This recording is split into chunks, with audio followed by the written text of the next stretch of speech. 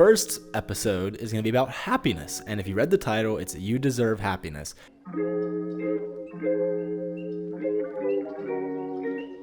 I think that's a great place to start off with to project this whole series and whatever comes of this YouTube, Spotify, podcast ordeal. But to start us off with, obviously, you deserve happiness. I think everybody deserves it. I think it's the most important thing in life, and it can be hard to find sometimes. And I think you have to train your mind to look at life in a certain way to enjoy or to get happiness. And it doesn't come easily. Some people it might, some people it might not. And I'm sure we all have our different stories. It took me a long time to be happy, but I'm here and I want to share my experiences with you guys. So hopefully at least one person can find a benefit of this. So that's my goal. But to get us all started, we're going to talk about your whole outlook on life, because I think that is 100,000,000% the core of what makes somebody happy. I think that is what's going to make you happy and your whole life better. So what I mean by your whole outlook on life, I should probably disclose this before I go into anything. Everything I talk about, I have read in books, listened to in podcasting and videos. I'm really into mindfulness. I'm really into positivity, and it's really helped me get out of the darkest part of my life. So I want to give back and hopefully teach other people share what I have learned from my experiences in my podcast and my listenings and all that jazz. So hopefully that's the goal. That's the entire goal here. But like I said, so your outlook on life, this was the biggest game changer on how I look at life now. And it's kind of complicated to get into at first, because you look at it and you're like, okay, what do you mean your outlook on life? In most people, I had some pretty negative people in my life in my development years, which I guess would say 14 to 18. In high school, I hung out with the wrong kids. Not like they were drug users, really negative, mean people. And it made my whole outlook on life shit. And then I was like, okay, I need to change this because I'm depressed. I'm going to fix it. So the outlook on life is how you look at everyday things and how you treat situations. And I think one that I think is easiest put into an explanation is road rage. So here's an example. Or road rage, or anything involving somebody doing, everybody always jumps to an ill intention. If somebody cuts you off, you're immediately on pissed. What the hell is that about? Or somebody might run, turn a little bit weird or speed around you or just do something weird. And I feel we always jump to the immediate conclusions. And this can be anything in life. At least for me personally, I always jump to the negatives. I always would immediately jump to oh, what the heck is he doing? Blah, blah, blah, blah, blah. But when you start changing how you view it, so now when I get cut off, or if somebody speeds past me or swerves in front of me or does some weird thing in driving, I worked on training my outlook to look at it as, you know what? Maybe they had to poop. Maybe they just had to freaking poop. You really never, maybe they're picking up their kid from school and they're running late. Maybe they're running late for their kid's dance recital. Maybe they need to get to the grocery store to get the last groceries they need for dinner and they're running late. You just never know. And I think that is the first start. Or I heard this in a podcast, so I'm translating it to you guys. But once I heard that, it made me realize that I look at a lot of things in my life and a weird negative outlook immediately. I think we're just trained to see the worst in things. And it's hard, but it's good to rewrite it to see the positives, because it will make you happier in return. So now when I get cut off, instead of getting all frustrated and oh my gosh, I got cut me off, because at least where I live, people drive a little crazy and it gets a little frustrating. But driving is not even that bad anymore, because I immediately look at people okay, you know what, they probably just have to use the bathroom, or they're running late for something. Because when I'm running late for something, I'm not the safest driver on the planet. I'm sure I've cut people off. And I always hope they know that I'm oh no, I really got to go somewhere. I was running late for the airport one time and I cut over 2 lanes of traffic and cut somebody off to get on an off ramp. And that was horrible. That was a really bad thing to do, but it was my only way to get to my flight on time. And I felt bad, but maybe that's the situation they're in. And I think you never know what somebody's situation is in that standpoint. So I think that's a good way to look at it. And you can apply this to any parts of life. Maybe somebody's being mean to you, or somebody snaps at you and you immediately just assume oh, they're such a horrible person, they're such a mean person, blah, blah, blah, but you really never know what somebody's going through. And I know everybody always says this, and it's kind of corny, but I used to work at a coffee shop, and I would check out probably 250 people a day, and some people would give you an attitude. And that's where I also learned that you just never know what somebody's going through. You never do. And instead of looking at people with a negative outlook, oh, what a jerk, what a just anything, just thinking ill intention of this person, try to retrain your mind. It's more enjoyable to look at things okay, you know what, maybe there's a reason for that. And it makes you feel better because you're not immediately jumping to negatives. And the more you do it with certain aspects in your life, the more you start to realize that it's like, I say training a lot, but it's like you're training, it's like a training process, and you'll get happier and happier and happier along the way. And oh my gosh, there's a really good example I had, but I cannot remember it. But it's something along the lines of like, everybody is a human experiencing life for the first time. Like, nobody's done this before. This isn't anybody's 10th try. This isn't anybody's 5th try. It's everybody's first time. We're all here for the first time ever. And I heard that quote and I thought about my parents and I was like, damn, that one hit home. I was like, damn, that one hit home. But I think it's a really good way to treat people, because in reality is everybody makes mistakes, and this is our first time at freaking life, and you might as well just give people the benefit of the doubt in most situations. I'm not saying all of them, most situations, benefit of the doubt. Obviously, have your guard up and all that jazz. But that's like one of the big things I think is changing your view on life. And it kind of drifts over into everyday life, like how you view things and what you're grateful for. I love to journal at the end of the day. I hear it in all these podcasts, so it's kind of cheesy, but it's always like, oh, journal 3 things you're grateful for. It is game changing. Like, it is entirely one of the best things I ever did for myself.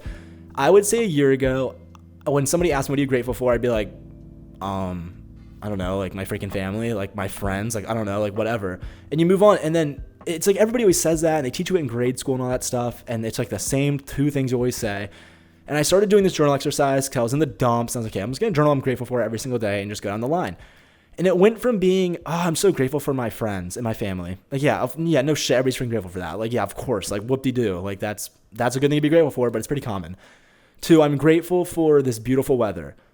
I'm grateful for the ocean being warm today. I'm grateful for the birds chirping outside my window when I wake up because it is so peaceful. I'm grateful for this action that somebody did for me today. Somebody bought the coffee in front of me. Like, that was so sweet. And it's just this giant snowball effect, and it makes you so much happier when you look around. One of my favorite quotes is, life is a mirror.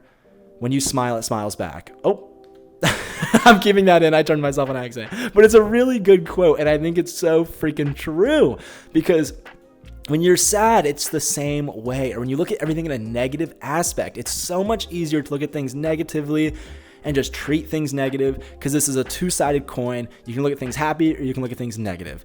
And when you try and shift it to be happy, you get way happier, and life just looks at you happier. So when I'm going for, when I thought of this podcast, I was going for a run the other day, and I was like, I really need to film this podcast. I've been putting this off for 4 freaking days because I'm so awkward about talking in front of this freaking camera and VR chat as a dog. It's embarrassing sometimes, okay? And I was thinking, and I was like, I really need to talk about gratitude.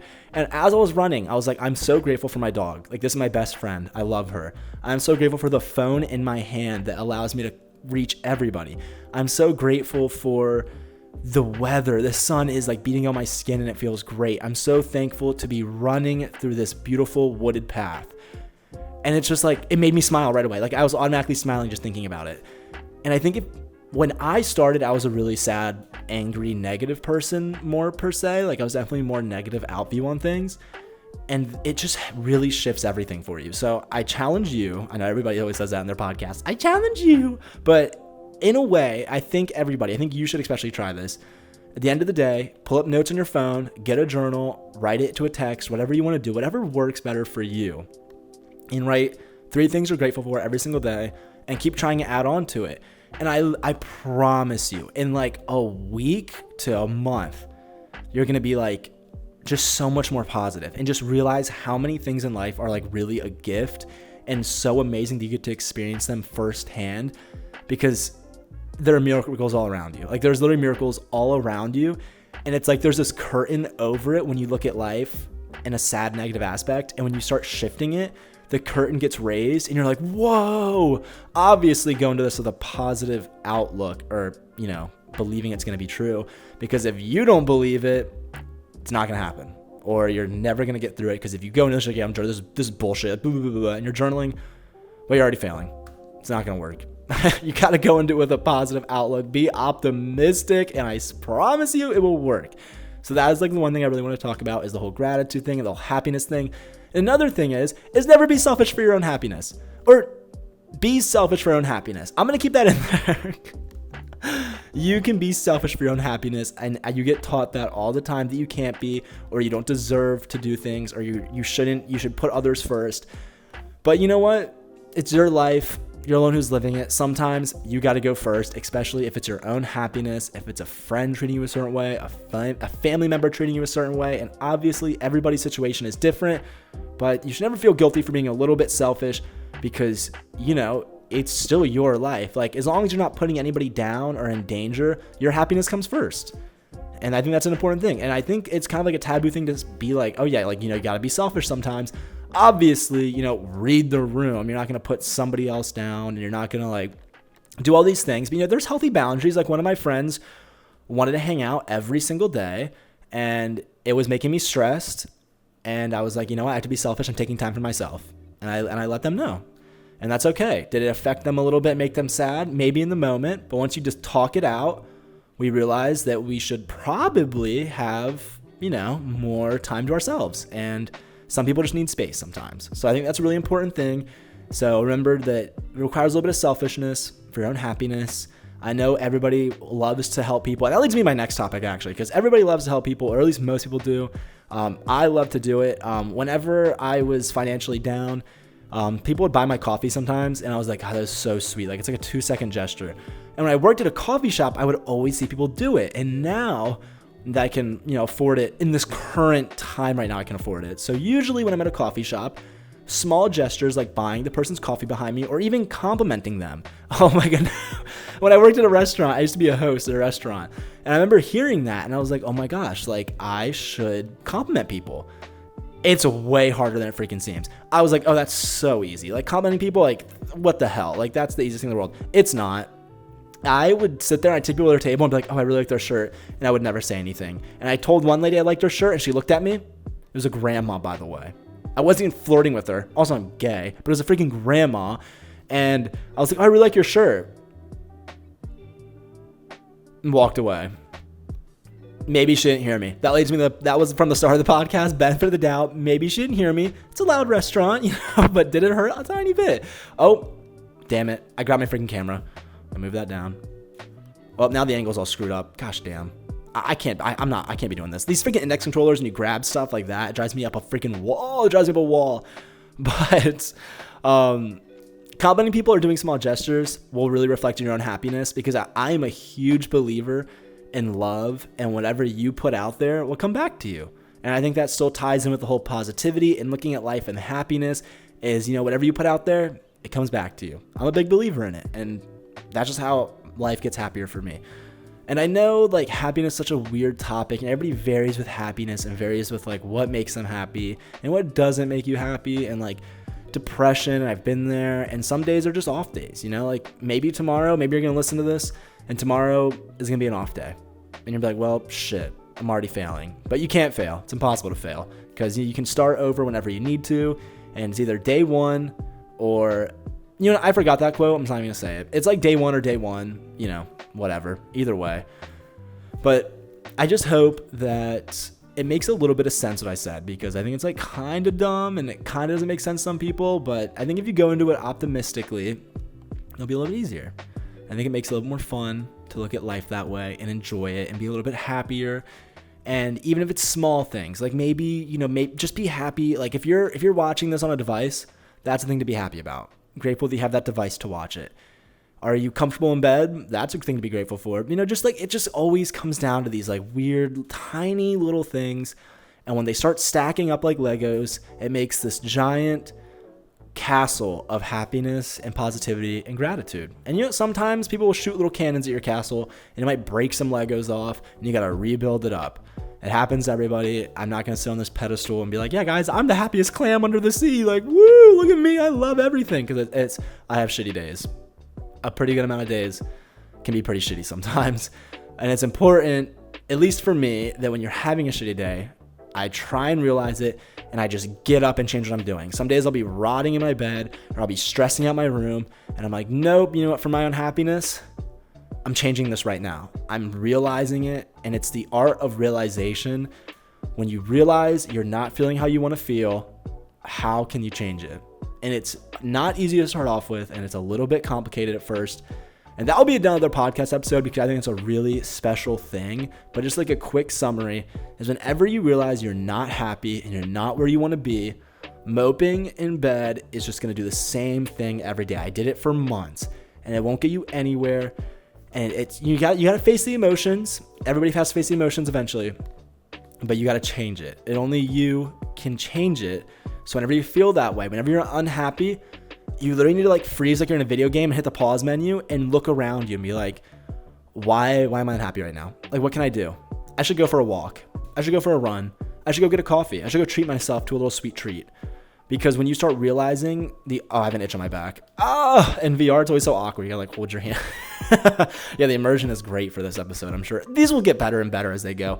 But you just gotta post. But you just got to make sure that you just really prioritize yourself and happiness. And I know it sounds stupid. I know it sounds corny. And this episode is probably all over the place. And you're like, why am I listening to this talking dog telling me freaking things about positivity and happiness? They'll get more organized and better. That's all I got to say. They definitely will. I'm learning. This is a learning process. I didn't expect my first episode to be amazing, but I hope you enjoyed. I hope you took something from this and maybe it helped you out a tiny bit. So I hope you enjoyed, and I'll try and upload these weekly. So maybe I'll see you next week. Bye.